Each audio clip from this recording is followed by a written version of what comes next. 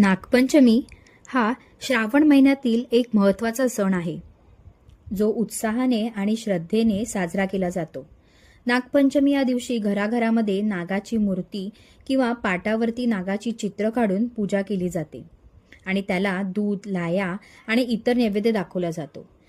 तर नागपंचमीला गोड म्हणून मी इथे हळदीच्या पानातल्या पातोळ्या बनवल्यात, ज्या कोकणामधली आपली पारंपरिक अशी ही रेसिपी आहे. अगदी हलक्या आणि ओठानी खाव्या इतक्या लुसलुशीत अशा ह्या पातोळ्या होतात.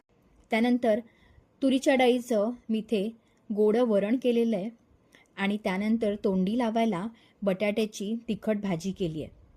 आजच्या दिवशी काही चिरू नये, कातू नये, भाजू नये असं म्हटलं जातं, म्हणून बटाटेसुद्धा उकडून झाल्यानंतर हाताने कुस्करूनच ह्याची भाजी केली आहे. तर आजच्या दिवशी तवा ठेवायचा नाही म्हणून चपात्या केलेल्या नाही आहेत.